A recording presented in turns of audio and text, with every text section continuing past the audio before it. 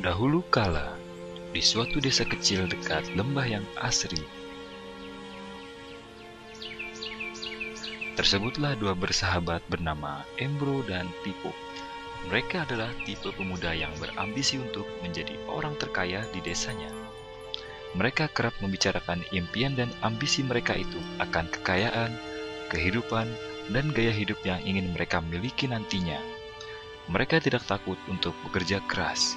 Hanya saja mereka masih belum mendapatkan kesempatan untuk dapat mewujudkan cita-cita mereka.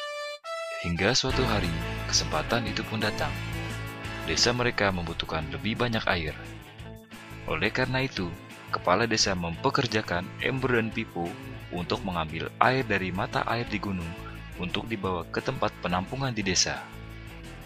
Mereka akan dibayar sesuai dengan banyaknya air yang dapat mereka bawa. Maka, mereka berdua pun menyambut dengan baik kesempatan ini. Embro dan Pipo pun segera melaksanakan pekerjaan tersebut dengan bersemangat.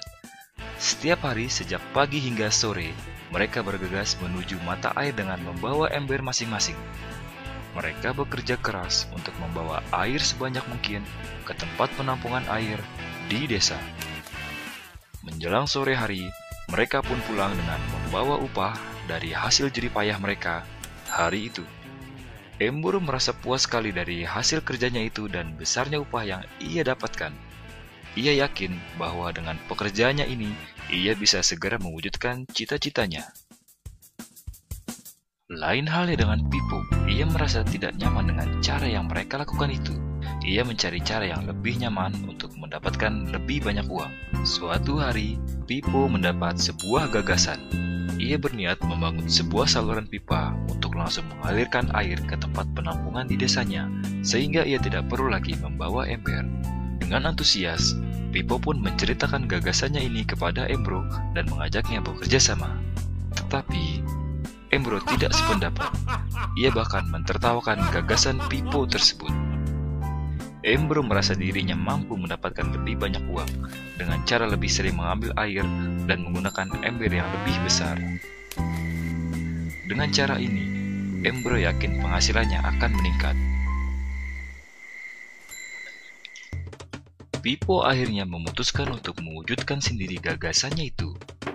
Ia mengerti tidaklah mudah untuk membangun saluran pipa tersebut. Dibutuhkan beberapa tahun untuk menyelesaikan dan menikmati hasilnya. Namun, tekadnya telah bulat. Ia pun tetap bekerja keras mengangkat air dengan ember setiap hari seperti biasa. Tetapi di akhir minggu dan setiap ada waktu luang, Pipo bekerja untuk membangun saluran pipanya. Pada bulan-bulan pertama, hasilnya hampir tidak kelihatan. Orang-orang mulai banyak mentertawakan dan mencemooh Pipo. Mereka menjulukinya Pipo si manusia saluran pipa. Sementara itu, penghasilan Embro telah meningkat 2 kali lipat. Ia sudah berhasil membeli hal-hal yang selama ini dia impikan. Gaya hidupnya pun sudah mulai berubah. Ia sering menghabiskan waktu dengan berfoya-foya sepulang kerja, menikmati hasil jerih payahnya mengangkat ember.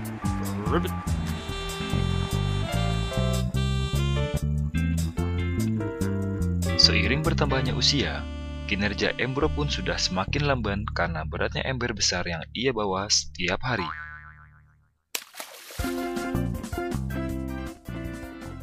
Bulan berganti bulan, tahun berganti tahun, dan akhirnya Pipo berhasil menyelesaikan saluran pipanya. Kini tanpa perlu bersusah payah mengangkat ember, Pipo akan mendapat lebih banyak uang berkat air yang terus mengalir memenuhi tong-tong air di tempat penampungan. Air terus mengalir tanpa henti, bahkan saat ia tidur, makan, ataupun saat pergi berlibur. Pipo pun puas dan bangga berkat tekad dan kerja kerasnya. Kini penghasilannya pun mengalir tiada henti, seiring aliran air di saluran pipanya. Cerita Embro dan Pipo menggambarkan kehidupan kita. Pekerjaan yang dilakukan mereka melambangkan apa yang dilakukan banyak orang dalam mendapatkan penghasilan. Embro mendapatkan penghasilannya dengan menggunakan ember. Ia harus pulang pergi mengisi embernya untuk ditukarkan dengan uang. Untuk meningkatkan penghasilan, Embro lebih rajin pergi ke mata air dan juga memperbesar ukuran embernya. Dalam kehidupan yang nyata, jika kita ingin meningkatkan penghasilan, kita harus bekerja lebih keras. Misalnya dengan bekerja lembur atau mendapatkan pekerjaan tambahan. Kita juga dapat memperbesar ember kita, yaitu dengan menerima posisi pekerjaan yang lebih tinggi. Sebagian besar dari kita menukarkan waktu untuk mendapatkan uang. Seperti juga Embro, kita hanya memiliki 24 jam per hari, dan tidaklah mungkin kalau kita membarterkan seluruh waktu kita untuk bekerja. Ada saatnya ketika kita tidak mampu membarter lagi waktu kita karena alasan usia, penyakit, ataupun alasan lainnya, sehingga penghasilan kita terhenti sama sekali. Tetapi coba perhatikan apa yang dilakukan Pippo.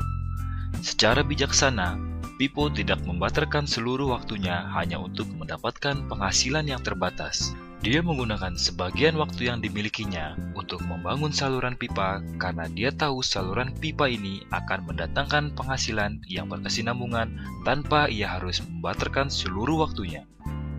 Dia tahu bahwa suatu hari nanti, mungkin karena alasan usia atau kesehatan, dia tidak akan lagi dapat membarterkan waktunya dengan uang. Untuk mampu mewujudkan gagasannya, dia hanya perlu bekerja keras sekali saja dengan cara membangun saluran pipa. Setelah itu, maka penghasilan akan mengalir bagi Pippo. Pippo telah menunjukkan kepada kita bahwa untuk mendapatkan penghasilan, kita tidak harus selalu membarter waktu kita dengan uang. Ada cara lain yang lebih baik. Bagaimana dengan Anda? Apakah Anda masih seperti Embro yang membarterkan waktu Anda untuk mendapatkan penghasilan?